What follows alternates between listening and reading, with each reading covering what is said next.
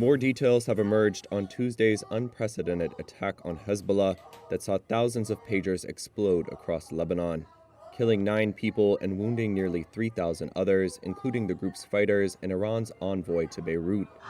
Israel's military has not commented on the blasts, but several sources told Reuters that a plot by the country's Mossad spy agency appears to have been many months in the making.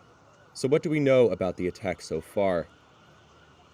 A senior Lebanese security source and another source told Reuters that Mossad planted up to 3 grams of explosives inside 5,000 Taiwan-made pagers ordered months ago by Hezbollah, which went undetected by the Iran-backed group. The senior Lebanese source said the devices had been modified by the spy service, quote, at the production level. The source said 3,000 of the beepers exploded when a coded message was sent to them, simultaneously activating the explosives. People gathered at the Red Cross Center in Sudan after the attack to donate blood for the wounded. Hospital footage reviewed by Reuters showed men with missing fingers and gaping wounds at the hip where the pagers were likely worn. Images of destroyed pagers after Tuesday's attack analyzed by Reuters showed a format and stickers on the back that were consistent with those made by Taipei-based company Gold Apollo. But the company's founder, Zhu Qingquan, told reporters on Wednesday that the firm did not make the detonated pagers. Zhu said they were made by a company in Europe, which he named as BAC, that had the right to use the Taiwanese firm's brand. None of the components in that product belong to us. Nothing was exported by us. An effort by Hezbollah earlier this year to tighten security may have left them exposed to Tuesday's attack, which one Hezbollah official said was the group's, quote, biggest security breach since the Gaza conflict between Israel and Hezbollah ally Hamas erupted last October. In February, the group's leader warned supporters that their phones were more dangerous than Israeli spies, saying they should break, bury, or lock them in an iron box. The group distributed pagers to Hezbollah members as an alternative, apparently communicating with the low-tech devices in an attempt to evade Israeli tracking. Hezbollah has vowed to retaliate for the pager attack, which came at a time of mounting concern over tensions between it and Israel. The two sides have been engaged in cross-border warfare since the start of the Gaza conflict. That has fueled fears of a regional conflict that could drag in Iran and the United States, which on Tuesday denied involvement in the attack. I can tell you, to my knowledge, there's no U.S. involvement in this at all. Experts said they did not see the pager blast as a sign that an Israeli ground offensive was imminent, but rather an indication of Israeli intelligence's apparently deep infiltration of Hezbollah. Alphabet's Google now won't have to pay at least one huge fine to the EU. The tech giant won its challenge on Wednesday against a $1.66 billion antitrust fine imposed 5 years ago. The European Commission had accused Google of hurting rivals in online search advertising. It said Google used its dominance to prevent websites from using brokers other than its AdSense platform that provided search adverts. The practices it said were illegal took place from 2006 to 2016.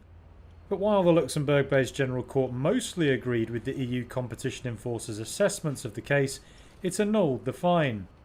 The judges said the Commission had failed to take into account all the relevant circumstances in its assessment of the duration of the contractual clauses that it had found to be unfair. The AdSense fine was triggered by a complaint from Microsoft 14 years ago.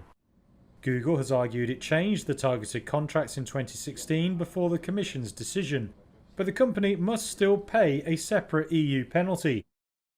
Last week it lost its final fight against a $2.7 billion fine for using its price comparison shopping service to gain an unfair advantage over smaller European rivals. Google isn't the only US tech giant to fall foul of EU regulators. Meta faces a huge fine over its alleged efforts to dominate the classified advertising market. That's according to Britain's Financial Times on Wednesday. The report said EU regulators will claim Facebook's parent company links its free marketplace services with the social network in an effort to undermine its rivals.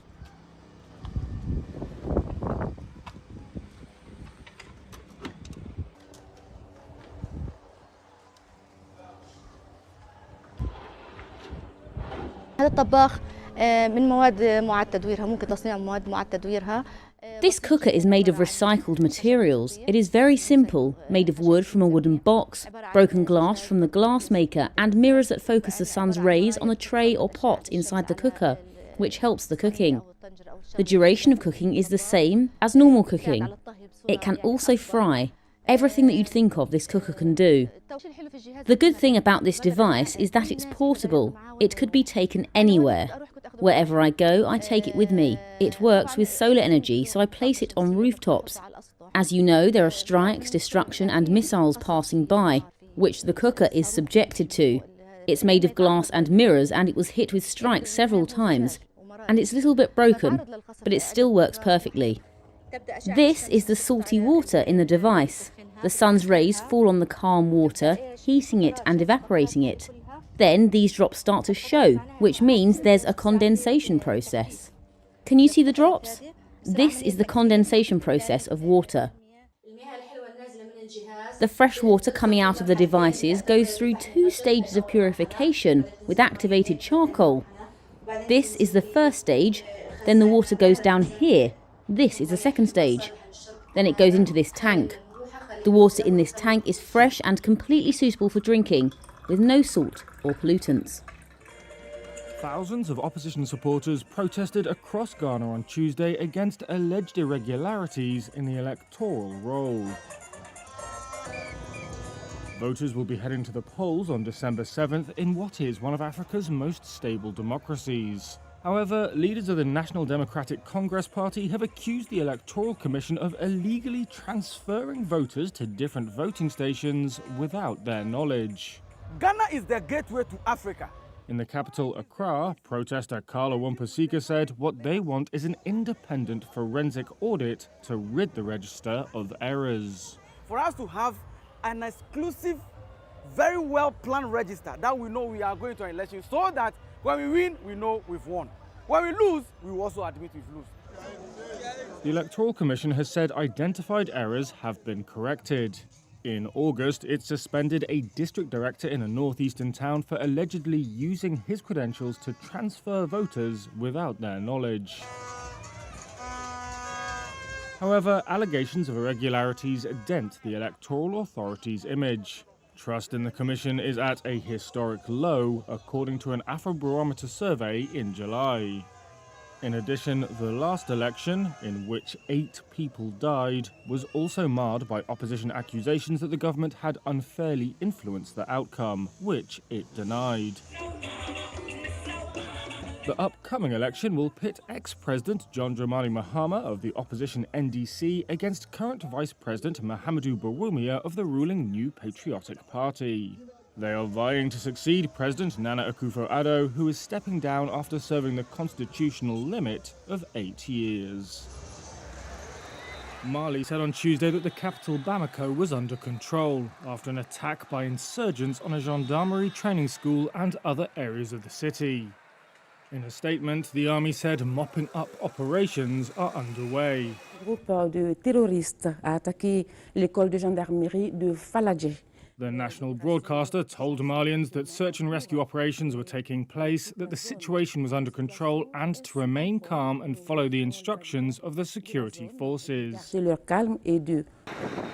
Footage showed a mob burning what was said to be the remains of one of the suspected assailants.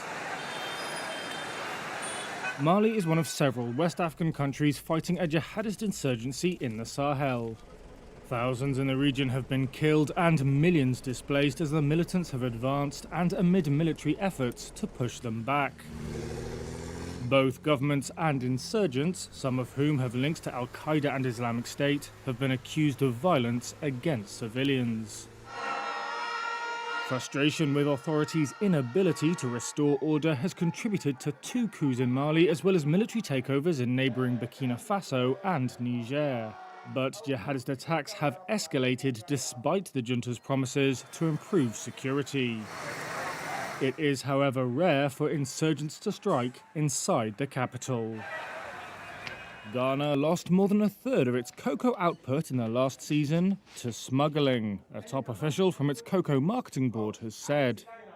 The context for that is high global prices for cocoa amid shortages, but also payment delays and low local prices for farmers. And that's pushed some to sell to increasingly sophisticated trafficking rings.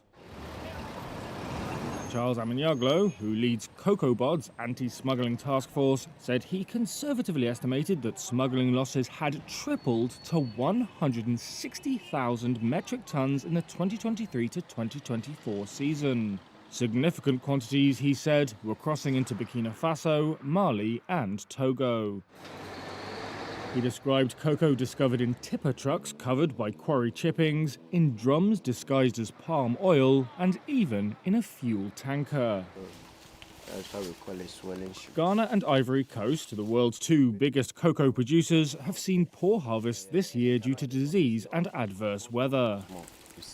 The lack of supply has driven up global cocoa and chocolate prices. But an increase last season in the farm gate price, that's what's paid to farmers, did not keep pace. Smuggling rings, however, offer farmers higher prices. In addition, cocoa fetches more in Ivory Coast and Togo than in Ghana. That's because they use the more stable CFA franc and have less regulation. Amanyaglo said the military would soon be deployed to tackle smugglers. In the last season, CocoBod failed to pay farmers for beans on time due to problems with a syndicated loan it uses to finance purchases. It has now opened its 2024 to 2025 season, earlier than usual, with a new funding model and a 45% increase in the farm gate price. It's hoped that the changes will help discourage smuggling, though farmers fear a weakening currency will erode the price hike.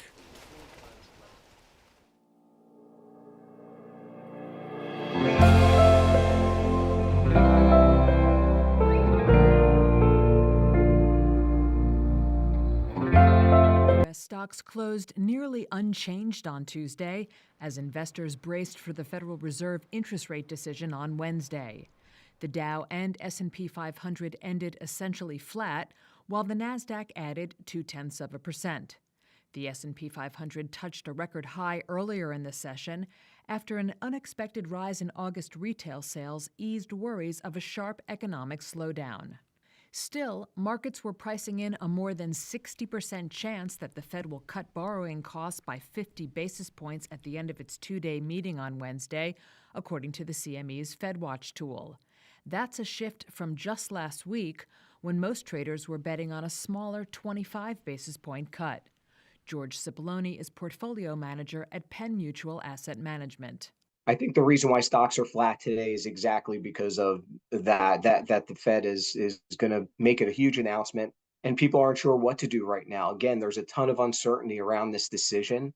And so longer term, I personally, as an investor, don't really think it matters whether it's 25 or 50. But in the short term, I definitely think we are set up to see some volatility again if the market's disappointed or not tomorrow. Stocks on the move included Intel, which gained 2.7% after signing Amazon's cloud services unit as a customer to make custom AI chips.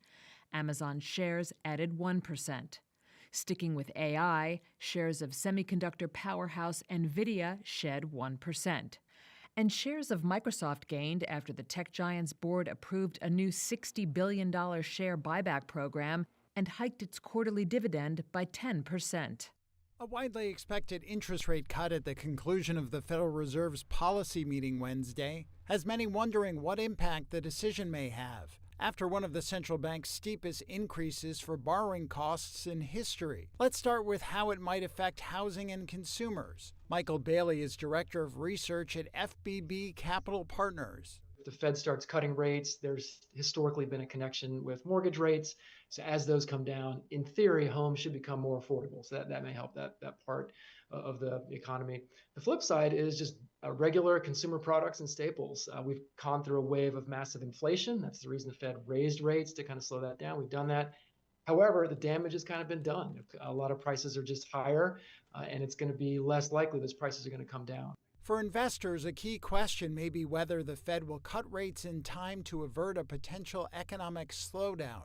George Cipollone, portfolio manager at Penn Mutual Asset Management, looked at Goldman Sachs research about how the S&P 500 performs in the first year after a rate cut. If the economy is not in a recession, the market tends to go up roughly 10 to 15%. And if we are in a recession, the market tends to go down about 10 to 15%. So it really is two different different and binary outcomes from a potential standpoint in terms of what the stock market may do in terms of the reaction. In terms of treasuries, they have already seen a huge rally, and some investors believe they are unlikely to run much further unless the economy experiences a recession. The problem is economists see little evidence the U.S. is currently in a recession, and we likely won't know for several more months.